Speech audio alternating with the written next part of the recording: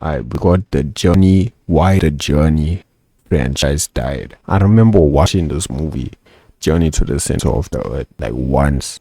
And I thought it was fire, bruh. But that was the time where you could only watch, like, motherfuckers only had DSTV, so you couldn't really like choose when the movie came on.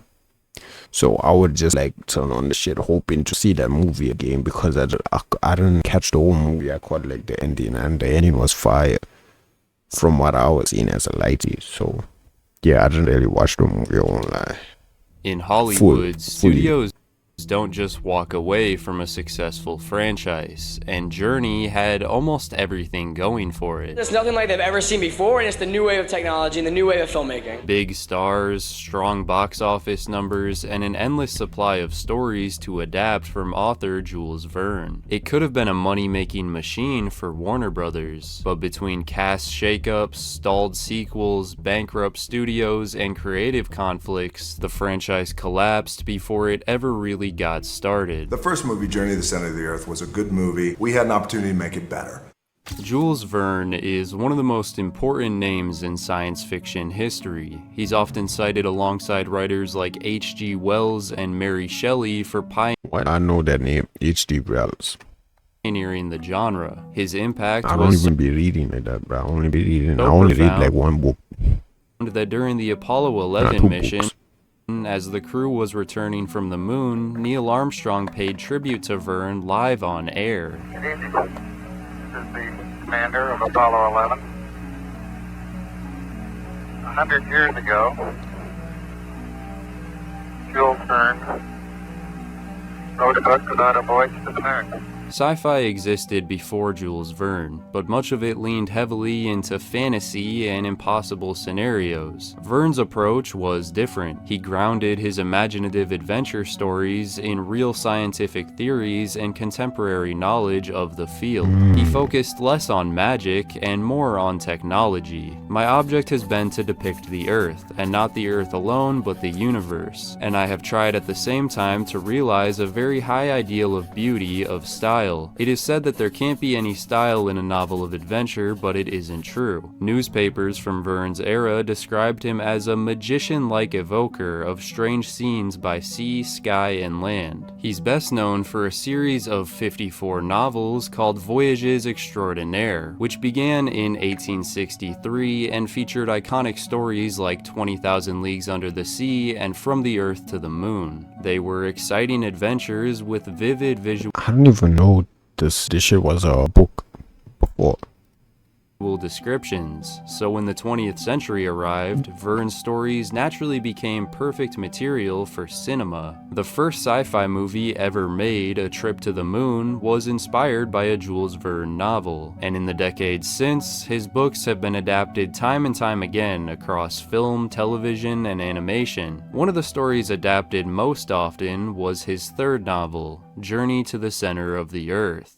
The book was first published in 1864 and quickly became a massive hit. It was a thrilling lost world narrative that stood out for being unusually grounded for its time. The first time it was adapted into a feature-length film was in 1959. This shit has so much of fucking backstory, and I just thought it was a random show, random movie just on DSTV, boy.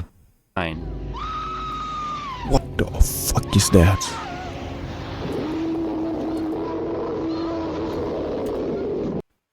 Bitch, if you don't get up and run, bruh, what are your leg not stuck? Get up and run. Why are you just sitting there? The film wasn't entirely faithful to the source material, but it was well received and became known for its groundbreaking special effects. Over the years, the story was reimagined through several films, TV movies, and shows, but none were able to top the 1959 classic. But by 2001, Walden Media felt enough time had passed to try again. The studio announced that Eric Brevig had been hired to direct a new adaptation of Journey to the Center of the Earth. Hey bro, check for YouTube where it was released, but yeah, bro, I'll check it out after this video. I'm rolling up right now. So I'll This check time it out while around, I'm smoking, you know what I'm saying? the filmmakers had two main goals. One was to modernize the story. The novel was more than a century old, and it had been nearly 50 years since the last major film adaptation. Despite its legacy, Breivik believed the older version felt way out of date for today's audiences. Half the journey was just getting to Iceland, and they walk for months to the center of the Earth. The fantastic part is when they're down there, so we kept the spirit of it but modernized it. On top of that, the filmmakers wanted to use the story's framework to experiment with cutting-edge technology. In the early 2000s, 3D movies had developed a reputation for being gimmicky. They relied on cheap tricks 3D movies felt like they came and went, bruh. It was like everyone was having the glasses and shit, and then all of a sudden nobody gave a fuck anymore except shit. Like, who remembers that fucking 3D TVs, boy, that came with the glasses, bruh? Like, bro, that's crazy. Motherfuckers actually bought that shit. like objects flying directly at the camera rather than genuine immersion or storytelling. Movies like Spy Kids 3D often required flimsy red and blue glasses that caused headaches and, for many, an uncomfortable experience. But around this time, the industry was beginning to shift toward digital 3D. Unlike older anaglyph technology, which produced dark, distorted colors, digital 3D created a much cleaner and more realistic image. When viewers removed the glasses, the picture appeared blurry, instead of splitting into a harsh red and blue mess. Some animated films had already experimented with digital, but Journey to the Center of the Earth became the first live-action feature shot using the Fusion camera system. Oh shit. Basically, it used two cameras at the same time, allowing them to preview the 3D effect while filming and make adjustments in real time. The Wait, so this came out in the cinema, except?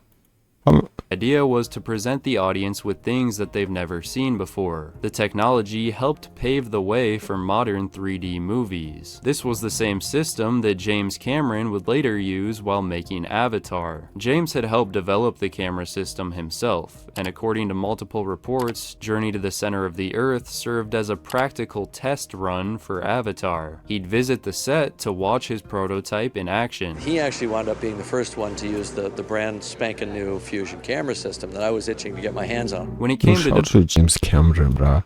Cause I remember I saw someone comment on another video that I did. That he went down and like for Titanic, he actually went down and explored Titanic and mapped it out and shit. Like, and also the shit that I saw that went into like Avatar and shit. He takes his shit seriously, like his craft, and I always respect a motherfucker that take their craft seriously and like does all the small things, you know what I'm saying? That shit fire, bruh. Shout out to him. Makes sense why all his movies are fire, bruh. developing and marketing the film, the 3D experience became a major focus. This is the first live-action, feature-length, narrative-driven, high-definition, preconceived, and delivered 3D film ever made. It was filmmaking of the future. Yeah, you like it? Yeah, whoa. It hasn't been presented to an audience this way in cinema history. Cameras that have never been used before. All in high-def 3D. It provides for a more fulfilling experience as a cinema goer. In fact, without it, Brendan Fraser wouldn't have even signed on for the lead role, and years later, the effects crew would be very grateful that he did. I thought 3D was when you wore red and blue glasses and watched the movie and it made you a little bit queasy after a while, and you went home and said, why did I spend my money for that? Anyway, let's get back to paying taxes and stuff. I wasn't sure what the technology held, but I was hooked on the idea of it. Fraser admitted that when he first received the script, he didn't think much of it, but after reading the book himself, he became more involved in the creative process and helped tune up the screenplay. So I read the screenplay and it needed some help. I had not read the book when I saw the screenplay, so I ran off, I got a copy of it. Right. And compared the screenplay and the book and went, you know what, I think we can build on these character relationships a little bit better, pitch some ideas, Studio said, hey, nice job. They made me an executive producer. Very happy about that. Needless to say, it was an extremely effects-heavy production. Aside from a few days of location shooting in Iceland and Canada, most of the film was shot in Iceland, not a bad place to be filming, boy. I'm saying.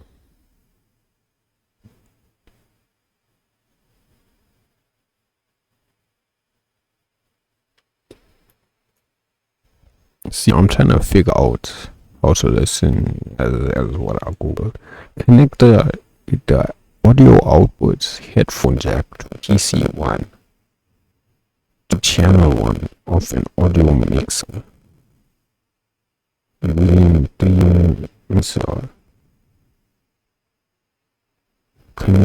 PC2 to channel 2 the same way. Plug your headphones and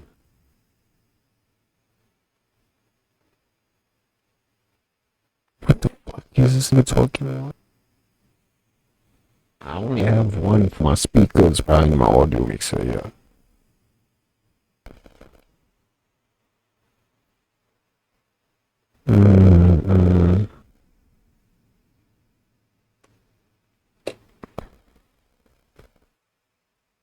Yeah, I'm gonna need to watch a tutorial on my own time. in front of blue screens. Eric Brevig had to figure out how to build 40 sets on 4 stages. The actors later noted that it was difficult having to interact with and fight creatures that weren't actually there. Well, with lots of green screen work, is that hard for you as an actor to actually picture them there working with you? It is. You know, it's weird having to imagine that just by this green screen behind you with a tennis ball, that it's a giant dinosaur and you have to be screaming for your life. But the raft sequence was especially rough. It took 5 days to film and required the actors to constantly be drenched with water. When I watched the raft sequence in this and remember how miserable we were for 5 days standing underneath these rain machines, you know, battling invisible fish, like sucking wind like you would not believe. By the end of production, hey, yo, doing there what? were multiple injuries on set, but Brendan Fraser got the worst of it. On the 3rd day of shooting, he burned his hand from getting too close to an exploding magnesium flare, and they had to shut down for 2 days. Later on, Fraser hurt his back. He was on a big rig and got smacked in the tailbone. He took the brunt of the injuries, but everyone got scrapes and bruises from brushing against concrete and plaster. The project was announced in 2001, but between the ambitious visual effects, experimental technology, and production delays, filming didn't wrap until 2006. To make matters worse, after years of demanding This motherfucker just say 5 years of filming.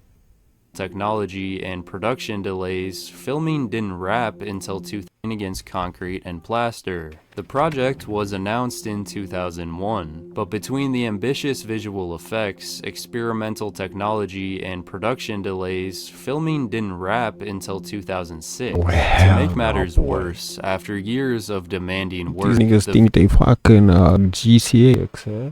You know GTA, boy. Stop. You can't be doing all that in there. VFX artists ended up getting completely blindsided. Canadian company Meteor Studios declared 5 bankruptcy years immediately producing a movie is crazy. That's half a decade, sir. after finishing work on Journey to the Center of in 2007. At the time, the studio reportedly owed employees around $1.3 million in unpaid wages. They tried bringing attention to the situation through media, but the story went unnoticed. For a while, the artists remained uncompensated. Regardless, the movie was still released on July 11th, 2008. In most ways, Journey to the Center of the Earth was a success. It grossed $244 million against a budget of $60 million, and while critics felt the story was lacking, audiences were largely won over by the 3D experience. There was corny dialogue, uneven visual effects, and a completely forced romance subplot. It was undeniably schlocky. But all in all, it was a fun family adventure, and the kind of movie that feels increasingly Only rare this is not the journey to the center of the earth that I was talking about. Talking about, yeah. The shit that I was talking about had Dwayne Rock Johnson in that shit. today. Fans of the book didn't get a faithful adaptation because that's not what the film was trying to be. In the movie, Vern's novel exists in universe and serves as the catalyst for their adventure. Someone got out and someone told Vern. The book was a slow burn and took a lot of time for the journey to really get started. It also featured a wider variety of creatures and plant life, including mastodons and giants. The film, meanwhile, includes a T-Rex, something never mentioned in the source material and hadn't even been discovered when Vern wrote the novel. But at the end of the day, the movie worked best as a lighthearted popcorn adventure rather than a faithful adaptation. At the time of the film's release, the VFX artists were still fighting to receive the money they were owed. Dave Rand, who worked as an effects lead at Meteor Studio, Why all these corporate motherfuckers don't like paying the motherfuckers that make the movies and shit, bro? Like, it's not that hard, it's not that fucking complicated. They just pay those. repeatedly tried to get the attention of the Hollywood press. No one wanted to touch the story. My guess was the studio had put pressure on them to bury it. Eventually, Rand managed to get in contact with someone at Page Six, who published an article in 2008 detailing what had happened to him and the other employees. Shortly after the story went live, Rand received a call How you from an doing, unknown bro? number. This I'm is doing Brendan good. Fraser. What the fuck is going on? Fraser had no... I don't even know about the whole story about this Brendan Fraser, about how he got like false allegations. I think that's what happened, and then that he got like blackballed from Hollywood and shit. Then he made a comeback. Shit crazy. No idea the artists working on the film hadn't been paid. He listened intently, asked a lot of questions, and promised he would call me regularly. It's going good, bruh. Just chilling and shit, bruh. I'm saying nothing too much. What happened was awful and was extremely upset. I just be chilling in my shit, bruh. Smoking, watching some videos, playing games, bruh, listening to music. Don't be doing too much. Artists making calls left and right. Nearly 2 years later, the workers finally received around 80% of the money they were owed. Rand later said, "We'd had none, but Mr. Fraser gave us wings. He's a righteous dude." Unfortunately, though, Brendan Fraser was going through serious struggles of his own. By the late 2000s, his Hollywood career had begun to slow down dramatically. From South Africa, In bruh. 2003, Fraser alleged that he had been sexually assaulted by Philip Burke, the former president. This all look like you know what I'm saying? His Hollywood career had begun to slow down dramatically. In 2003, Fraser alleged that he had been sexually assaulted by Philip Burke, the former president of the Hollywood Foreign Press, during a luncheon at the Beverly Hills Hotel. Fraser later claimed that after speaking out... Shout out to the UK, bruh. I wanna go there one day. I won't lie, I wanna go to Old Trafford, I have to go to again. That's on my bucket list. I have to experience that place, bruh. And demanding an apology, he had been quietly blacklisted within the industry. Then, in 2007, Brendan and his wife, Afton Smith, announced their separation after 9 years of marriage. The divorce became financially draining, with Fraser This motherfucker look like all different now. To pay tens of thousands of dollars each month in alimony and child I'm still in South Africa. I haven't left the city. I was born in Durban, bruh. I'm planning when I get money, bruh. I don't know. Nah, I don't think when I get money. When I was younger, bruh, I always wanted to move out to America and shit. I thought that was so fire, bruh. And now that I'm older and I actually see what's happening. Hell no, bruh. I'm fine in South Africa. I won't lie, bruh. This country, in my eyes, bruh, best country in the world, sir.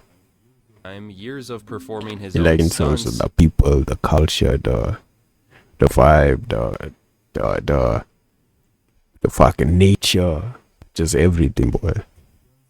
Songs. physical toll. Fraser dealt with multiple injuries from films like The Mummy, Tomb of the Dragon Emperor, along with other back injuries and ongoing health problems that required surgeries. Between the trauma, declining health, financial pressure, and a string of poorly received projects, Fraser's career was in a rough patch. Furry Vengeance, which came out in 2010, earned $36 million. Vengeance.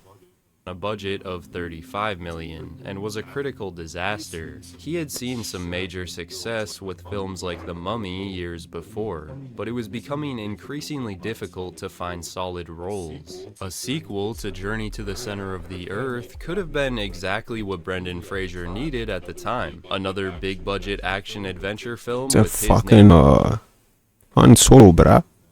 attached might have helped revitalize his career, but that's not how things played out. Warner Bros. Was eager to move quickly on a sequel, and needed production deadlines met. During this period, director Eric Brevig was already committed to working on Yogi Bear for the same. Yogi Bear is so underrated, boy. I won't lie, this shit is a this shit is a classic, boy. Like, as a lady, as a child, bruh, this shit was so like entertaining. Except shout out to fucking Yogi, except. Same studio. Fraser reportedly only wanted to return if Brevig was directing again, but Eric ultimately couldn't make the timeline work and was replaced by Brad Payton. Supposedly, another underrated movie.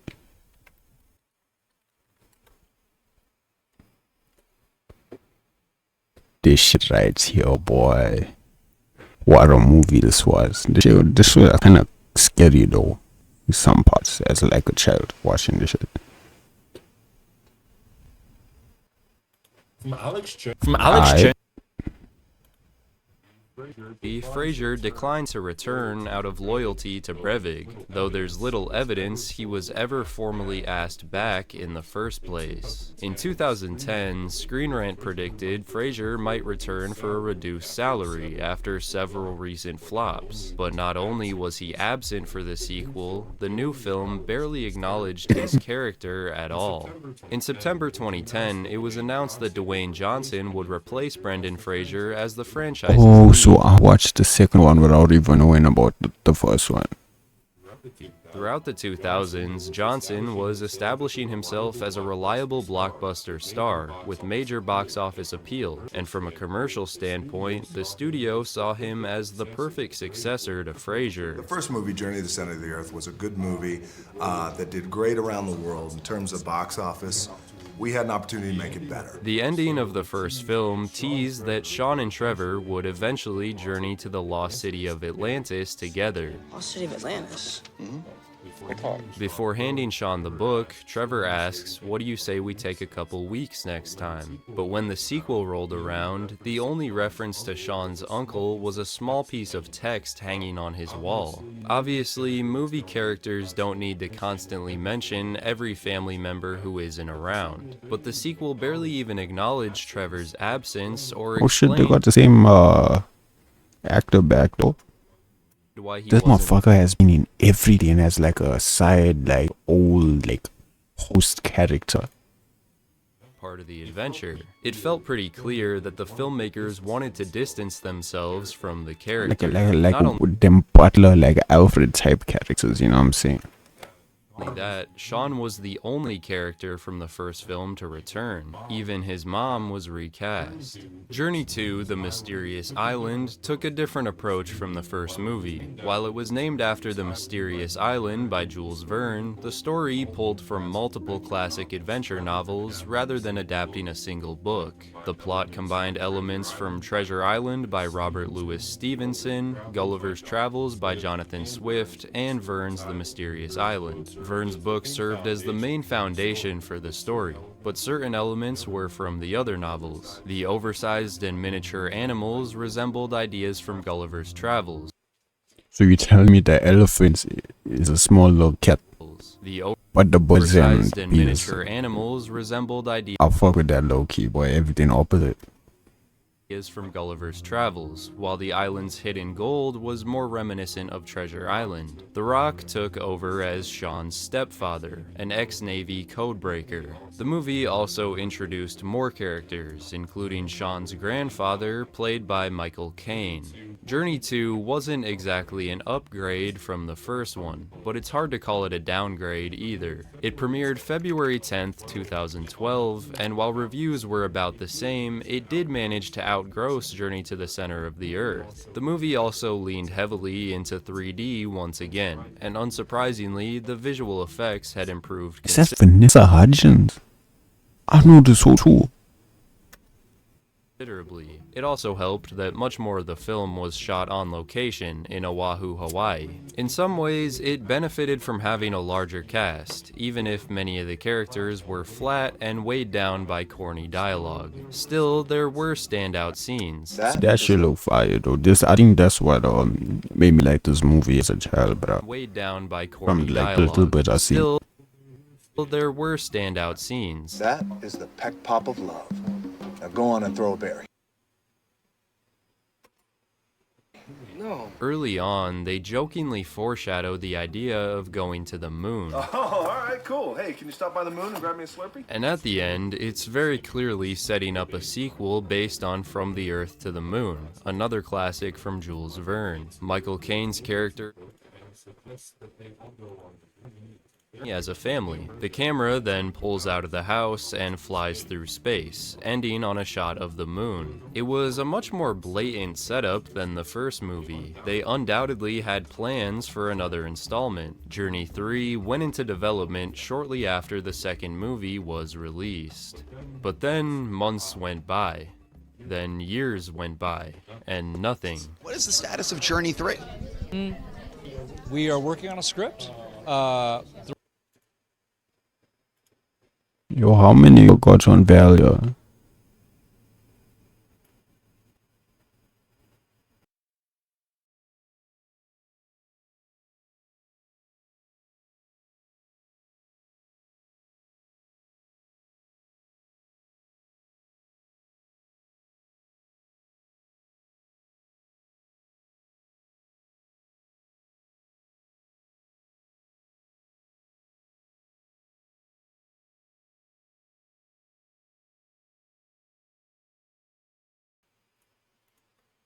We're working on a script for 3 and 4. There's no like official status, but it's one of those things we chip away at, and I'm gonna I think do a meeting on it next week. So we're still figuring it out. The franchise didn't have a huge fan base, but both films were solid hits, so it was strange that the series seemed to be quietly abandoned. For a long time, people wondered about a new installment, but never received a clear answer. Until January 2nd, 2018, when a fan reached out to Dwayne Johnson on Twitter. Hello, Mr. Johnson, I'm 15 Hello, years Mr. Johnson is crazy. old and using my father's What is this, like a fucking Shotay or Heroes email on Twitter? Say what the fuck? his permission, and I had a question for you. I really enjoy the Journey movies and was just wondering if there are any plans to make Journey 3 still, as they are my favorite. Thank you for your time, Nathan. Johnson replied, "Hey big man, good to see you asked your dad's permission to use his account. Unfortunately, I have no plans to make another Journey movie. My goal to make Jules Verne's From the Earth to the Moon became a real challenge to crack creatively. Thanks for being such a cool fan." Hey, shout out to him for responding though. You know what I'm saying?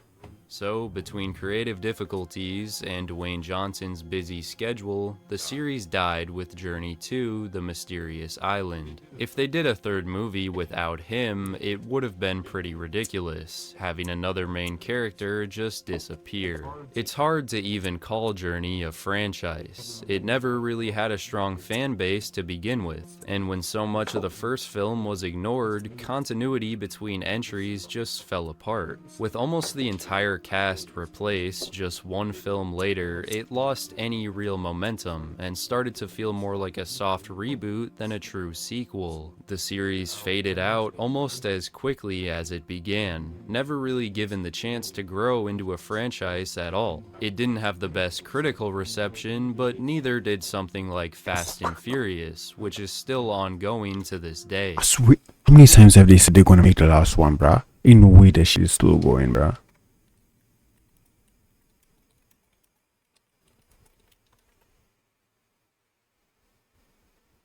(2023) It's been 3 years. Once we get to 4, maybe we'll believe it's done, bro. But Journey for now, to the Center of the Earth still up had in the some air, so you never groundbreaking know what 3D those.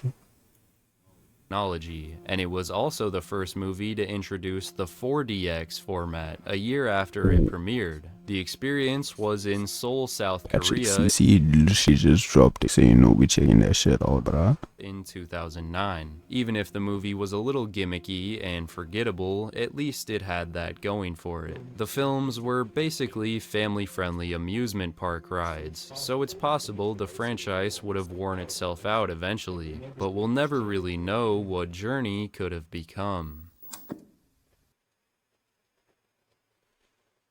Hey, shout out to Bruce Kicks. I think this is the second video I watched of his. He's fire, bruh.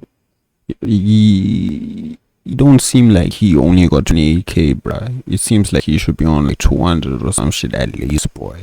Shout out to Bruce Kicks, bruh. Saying keep going.